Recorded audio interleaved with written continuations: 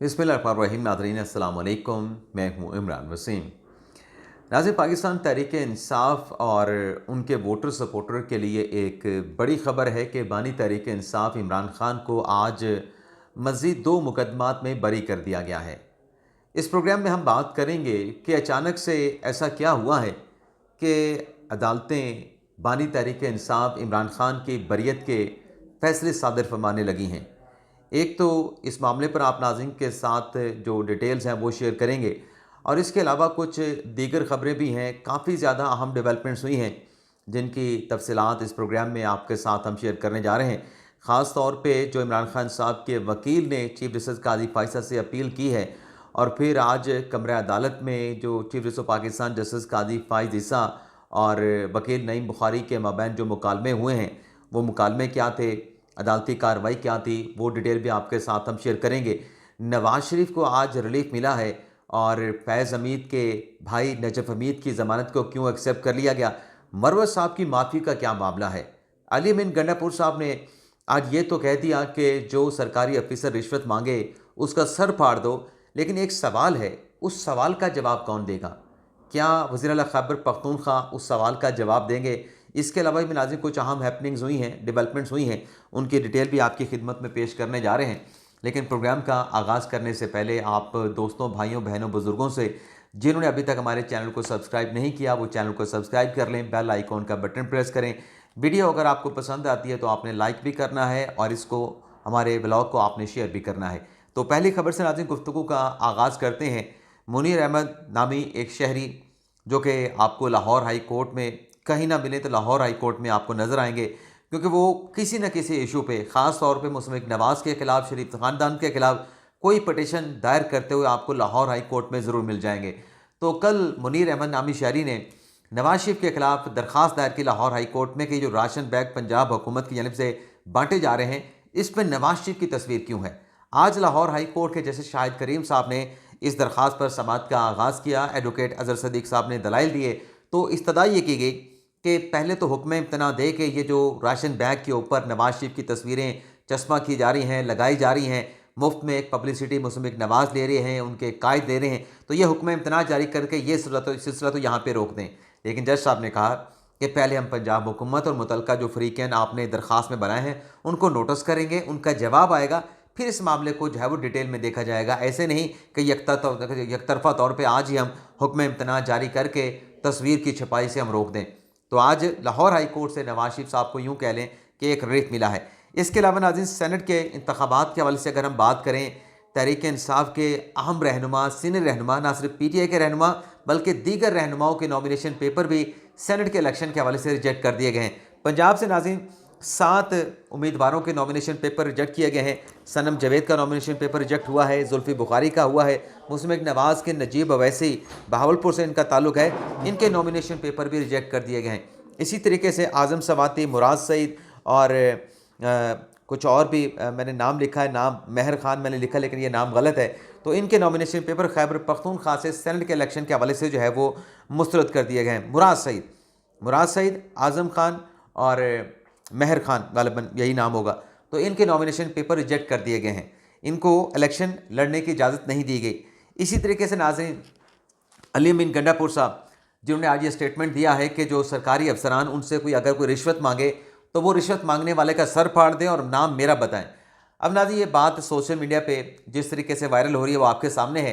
लोग जो PTI के वोटर सपोर्टर हैं इसको सराह भी रहे हैं, लेकिन जो क्रिटिकल माइंड लोग हैं, जो गैर जानिबदार दानिश्वर हैं, वो ये कह रहे हैं कि इस किस्म का बयान किसी भी सूबे के वज़ीर आला को नहीं देना चाहिए। ये तशद्दुद पर उकसाने वाली बात है। आप अपने सूबे के अवाम को तशद्दुद पे उकसा रहे हैं कि वो सरकारी अफिसर के जो है वो सर फाड़ दे, कानून अपने हाथ में ले ले। अगर किसी ने रिश्वत मांगी है, किसी ने रिश्वत का तकाजा किया है, किसी ने रिश्वत दी है, तो उसके कानूनी फोरम्स मौजूद हैं, लीगल फोरम मौजूद हैं। बजाय इसके कि वज़ीर आला उनको कानूनी फोरम पे दरख्वास्त देने का कहते, अपने लोगों को ये कहना कि सर फाड़ दें, ये तशद्दुद पे उकसाने वाली बात है। चलें, अली अमीन गंडापुर साहब ने स्टेटमेंट तो दे दिया, लेकिन यहाँ पे सवाल ये है कि ये जो अली अमीन गंडापुर साहब कह रहे हैं, उनके हवाले से, अली अमीन गंडापुर साहब की अपनी ज़ात के हवाले से जो तैमूर झगड़ा साहब ने कहा था, जंग अखबार में खबर भी छपी थी, मैं आपको स्क्रीनशॉट दिखा देता हूँ, जिसमें यह कहा गया कि वजारत ख़जाना के लिए जो अली अमीन गंडापुर साहब हैं, तमीर झगड़ा साहब से मनसूब ये खबर है कि मुझसे 20 करोड़ रुपए मांगे गए। अब इस 20 करोड़ का जवाब क्यों देगा? क्या ये रिश्वत नहीं था? क्या ये पार्टी फंड के लिए पैसे नहीं मांगे गए थे? ये नाज़रीन आप स्क्रीनशॉट देख सकते हैं। ये जंग अखबार की खबर है और 9 मार्च की है। खैबर पख्तूनख्वा में वजारत ख़जाना के लिए 20 करोड़, वजारत के लिए 20 करोड़ मांगे गए। अब तैमूर झगड़ा साहब तो वजारत ख़जाना के वज़ीर बनने थे, उनके बारे में यही था, लेकिन वो ये कहते हैं कि मुझसे 20 करोड़ मांगे गए। अब इस 20 करोड़ के जो रिश्वत मांगी गई, इसका जवाब कौन देगा? या जो अपना इनका बयानिया है अपने गंडापुर साहब का कि सर फाड़ दो, अब इनका सर कौन फाड़ेगा? अली अमीन गंडापुर साहब का। तो इस किस्म के बयानात नहीं देने चाहिए। इसके अलावा नाज़रीन एक और चीज़ आपके साथ हम शेयर कर लें, वो नाज़रीन ये है कि ख़वातीन की मखसूस नशिस्तें, जो पेशावर हाई कोर्ट का फ़ैसला आया, जिसके बाद कुछ ऐसे अरकान असम्बली थे KPK के जिन्होंने हल्फ उठाना था, जो दीगर सियासी जमातों को मिल गए थे, नून लीग को मिल गए थे या पीपल्स पार्टी को मिल गए थे, मौलाना को मिल गए थे। लेकिन हुआ ये है कि जब पेशावर हाई कोर्ट का फ़ैसला आया, KP असम्बली का जो इजलास है वो गैर मुअय्यना मुद्दत तक मुलतवी कर दिया गया। अब वो जो सीटें इलेक्शन कमीशन ने दीगर सियासी जमातों को दी हैं, जो सुन्नी इत्तेहाद कौंसिल कहती है कि हमें मिलनी चाहिए थी, वो अरकान हल्फ नहीं उठा सकते क्योंकि KPK असम्बली का इजलास नहीं हो रहा। तो इस मामले में नाज़रीन जो अपोजिशन के अरकान हैं खैबर पख्तूनख्वा असम्बली में मुतहरक हुए हैं, उनकी जानिब से एक लेटर लिखा गया है गवर्नर खैबर पख्तूनख्वा को, हाजी गुलाम अली साहब को, कि आप आइन के आर्टिकल 109 के तहत KP असम्बली का इजलास समन करें और जो लोग मखसूस नशिस्तों पर इलेक्ट हुए हैं वो अपने हल्फ उठा सकें, वो अपनी ओथ जो है वो असम्बली में जाके ले सकें। और कहा जा रहा है कि हुकूमत की तरफ से दानिस्ता तौर पे KP असम्बली का इजलास नहीं बुलाया जा रहा। तो एक नाज़रीन ये भी मामला हुआ है। अब इमरान खान साहब की जो खबरें हैं उनकी डिटेल आपके साथ हम शेयर कर लें। नाज़रीन इद्दत निकाह केस में आज कोई कार्रवाई नहीं हो सकी। इमरान खान साहब, बुशरा बीबी साहब के जो वकील हैं सलमान सफदर साहब, वो पेश हुए। जस्टिस शारक अर्जुमन की अदालत में ये मुकदमा होना था, लेकिन जो खबर मानेका साहब के वकील हैं राजा रिजवान अब्बासी साहब, जिन्होंने आज इस केस में अपना वकालतनामा भी जमा करवाया है, वो दीगर केसेस में दीगर अदालतों में मसरूफियात की वजह से आज इस अदालत में पेश ना हो सके और अदालत को उनकी तरफ से आगाह किया गया अपने असिस्टेंट को भिजवा के। तो फिर अदालत ने यह किया है कि इस मुकदमे के समाअत को 27 मार्च तक जो है वो मुलतवी कर दिया गया है। इसके अलावा नाज़रीन 6 इमरान खान साहब के खिलाफ मुख्तलिफ मुकदमात हैं। बुशरा बीबी साहबा के खिलाफ एक मुकदमा है जिसमें आज इमरान खान और बुशरा बीबी साहबा की वीडियो लिंक के जरिए हाजिरी यकीनी नहीं बनाई जा सकी। अडयाला जेल के हुकाम ने यह रिपोर्ट पेश की आज जज ताहिर सिपर साहब की अदालत में कि एक तो इमरान खान साहब का ट्रायल चल रहा है, ट्रायल की वजह से भी इमरान खान साहब की हाजिरी नहीं लगवाई जा सकती, क्योंकि आज अडयाला जेल में 190 मिलियन पाउंड केस की समाअत हो रही है। उसकी डिटेल हम नेक्स्ट व्लॉग में आपके साथ हम शेयर करेंगे। 7वें गवाह का बयान वहाँ पे रिकॉर्ड किया जा रहा है, तो वहाँ पे क्या कार्रवाई होती है नेक्स्ट व्लॉग में डिटेल के साथ हम बात करेंगे। लेकिन यहाँ पे जो 6 मुकदमात इमरान खान के खिलाफ और बुशरा बीबी साहबा के खिलाफ जो मुकदमा था जाली रसीदों का, उसमें आज हाजिरी ना होने पे जज ताहिर सिपरा साहब ने एक तो कहा कि क्या वजह है कि हर मरतबा जब वीडियो लिंक के जरिए हाजिरी यकीनी बनाने का हुक्म देते हैं कि इमरान खान बुशरा बीबी साहबा को वीडियो लिंक के जरिए उनकी हाजिरी लगवाई जाए, लेकिन इंटरनेट का लिंक डाउन हो जाता है। तो शोकास नोटिस जारी करके अडयाला जेल के जो सुपरिटेंडेंट हैं उन्हें 26 मार्च को अदालत ने बमा रिपोर्ट, टेक्निकल रिपोर्ट जो है आइंदा समाअत पे तलब कर लिया है। इसके अलावा नाज़रीन इमरान खान साहब के जो 190 मिलियन पाउंड केस में और बुशरा बीबी साहबा की 190 मिलियन पाउंड केस में जो जमानत की दरखास्तें हैं, उस पर आज इस्लामाबाद हाई कोर्ट के चीफ जस्टिस आमिर फारूक साहब ने, जस्टिस तारिक महमूद जहांगीरी साहब ने समाअत की है और नैब ने आज समाअत के दौरान वक्त मांग लिया है कि हमें इस केस में क्यों इमरान खान साहब की जमानत नहीं होनी चाहिए 190 मिलियन पाउंड केस में, इस पर हमें जवाब दाखिल करवाने के लिए वक्त दिया जाए। आज पहली समाअत है। तो इमरान खान साहब के वकील लतीफ़ खोसा साहब ने कहा कि आज पहली नहीं दूसरी समाअत है, पिछली समाअत पे काज लिस्ट मनसूख हो गई थी, तो आपको जवाब देना चाहिए था। तो अदालत ने आइंदा समाअत तक जो है जो कि अगले हफ्ते होगी, नैब को इमरान खान साहब की ज़मानत की दरख्वास्त पर जवाब जमा करवाने की मोहलत दे दी है। इसके अलावा नाज़रीन नजफ हमीद साहब साबिक DGI फैज़ हमीद साहब के भाई हैं, जिन्हें कल गिरफ्तार कर लिया गया था, उनका 2 दिन का जिस्मानी रिमांड भी ले लिया गया था। आज 2 लाख के मचलकों के एवज़ उनकी जो ज़मानत है वो अदालत की जानिब से एक्सेप्ट कर ली गई है। माली फ्रॉड का नजम हमीद साहब से पर यह मुकदमा था, लेकिन आज अदालत ने उनकी ज़मानत लेके उनको रिहा करने का हुक्म सादिर फरमा दिया है। अब बात करते हैं कि इमरान खान साहब की रिहाई की खबरें क्यों सामने आ रही हैं। नाज़रीन कल जस्टिस शाइस्ता कुंडी साहबा ने 2 मुकदमा में इमरान खान साहब की बरियत का फैसला सुनाया। आज मज़ीद 2 मुकदमात में जो कि लॉन्ग मार्च और तोड़ फोड़ के हवाले से थे, इसमें इमरान खान साहब को बरी करने का महफूज फैसला अनाउंस कर दिया गया। न सिर्फ इमरान खान साहब को बरी किया गया बल्कि शाह महमूद कुरैशी, परवेज़ खटक, सैफुल्लाह नियाज़ी, आमिर कियानी, अली नवाज़ अवान, राजा खुरम, फैसल जवेद, शेख रशीद और शीरी मज़ारी साहबा को भी रिहा करने का हुक्म सादिर फरमा दिया गया। अब ये नाज़रीन वो मुकदमात हैं कि जो लॉन्ग मार्च में इमरान खान साहब अभी अटक में थे या रास्ते में थे, फतेह जंग में थे, यहाँ पे तोड़फोड़ हो चुकी थी इस्लामाबाद में, यहाँ पे इमलाक को नुकसान पहुँचाया जा चुका था। तो उसमें ज़ाहिर सी बात है कि जो यहाँ पे लोग थे, जो यहाँ पे मजमा था, यहाँ पे मॉब मौजूद था, उसकी तरफ से ये सारी तोड़फोड़ यहाँ पे की गई थी। लेकिन उस FIR में जो दर्ज हुई इमरान खान के खिलाफ और PTI के दीगर रहनुमाओं के खिलाफ, उसमें इमरान खान का नाम शामिल कर लिया गया, PTI के दीगर रहनुमाओं का नाम शामिल कर लिया गया। तो चूंकि इस केस में बराह रास्त कोई शवाहिद नहीं थे इमरान खान और PTI के साबका और मौजूदा रहनुमाओं के खिलाफ, तो जाहिर सी बात है कि ऐसे केसेस में मुल्ज़मान की बरीयत होती है। तो आज इस केस में भी 2 केसेस में इमरान खान साहब को और PTI के दीगर रहनुमाओं को बरी कर दिया गया। लेकिन आज जो अपना शीरी मज़ारी साहबा हैं जो इस केस में बरी हुई हैं, उन्हें जो 9 मई के केस में नोटिस किया गया है 2 अप्रैल के लिए और नाकाबिल ज़मानत अरेस्ट वारंट का नोटिस किया गया है, उसमें नाज़रीन ये हुआ है कि शीरी मज़ारी साहबा ने मुतल्लिका अदालत में जाने के बजाय इस्लामाबाद में अदालत से जो कर लिया है कि मैं राहदारी, मुझे ज़मानत दी जाए, मैं अगर वहाँ पे पिंडी की अदालत में गई तो मेरी गिरफ्तारी का खदशा है, मुझे गिरफ्तार ना कर लें, तो लिहाजा मुझे राहदारी ज़मानत दी जाए ताकि मैं मुतल्लिका अदालत में पेश हो सकूँ। तो शीरी मज़ारी साहबा को गिरफ्तारी का खदशा है और उन्होंने ज़मानत के लिए रुजू कर लिया है।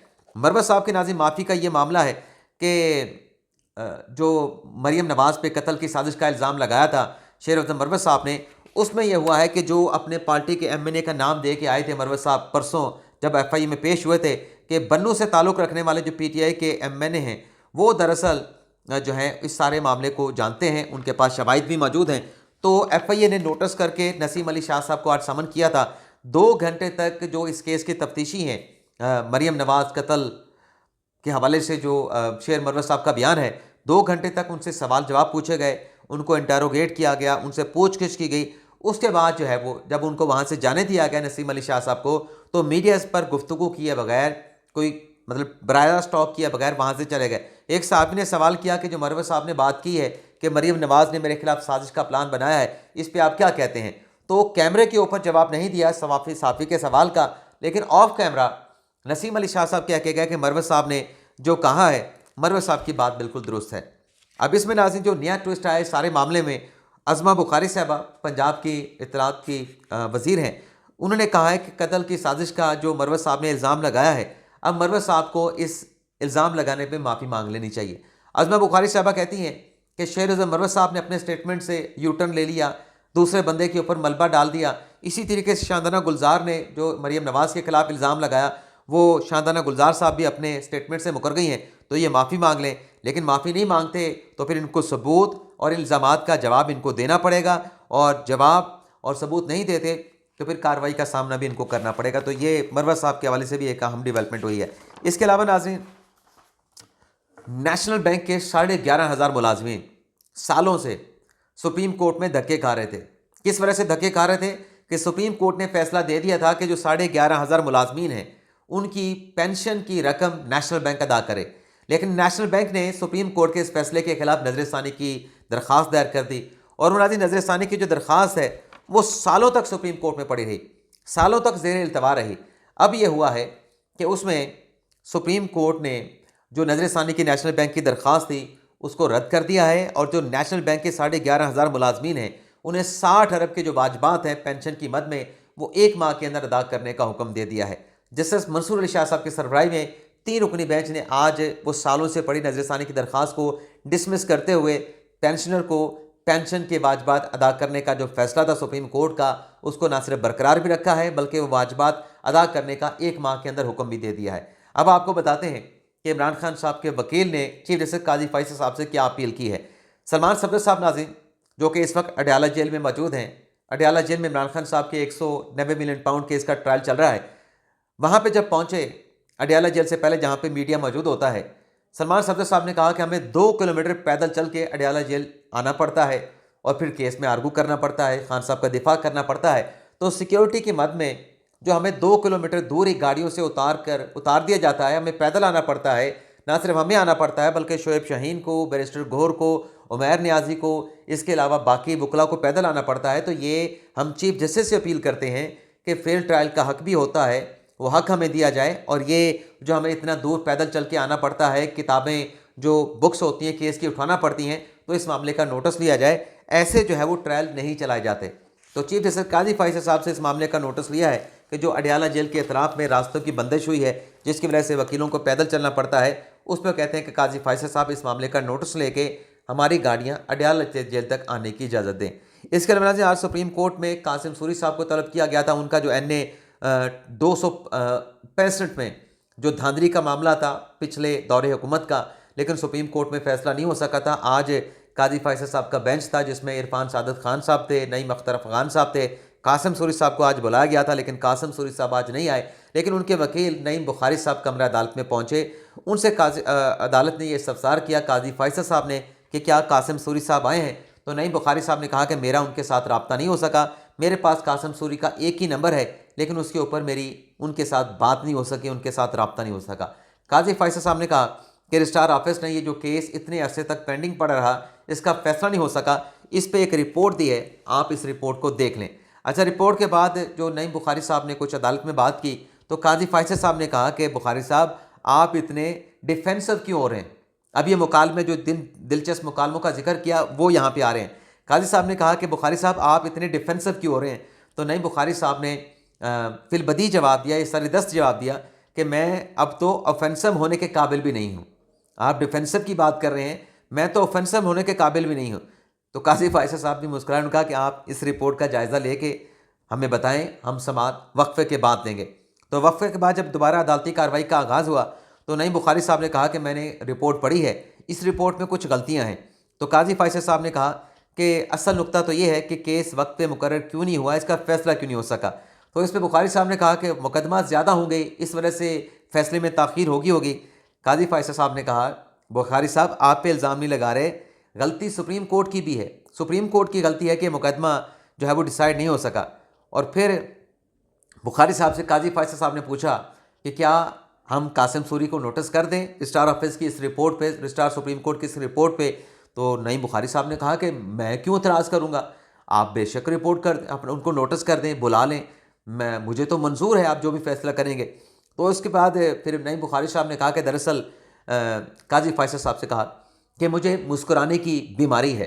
तो काजी फाइसर साहब ने कहा कि आप ये मुस्कुराने की जो आपकी आदत है ये बीमारी नहीं, ये अल्लाह की रहमत है और ये सदका है, इसको एटलीस्ट आप बीमारी ना कहें। तो उसके बाद मुकदमे की समाअत को ईद के बाद तक मुलतवी कर दिया गया और कासिम सूरी साहब को तलबी का समन जारी कर दिया गया है। तो ये नाज़रीन आज के दिन के हमारे वीलॉग की खबरें, अडियाला जेल में क्या होता है, साइफर केस में क्या होता है, इसके अलावा क्या हैपनिंग डेवलपमेंट्स हुई हैं, नेक्स्ट वीलॉग में फिर उन पर हम बात करेंगे। इजाज़त चाहते हैं नाज़रीन, अल्लाह हाफ़िज़।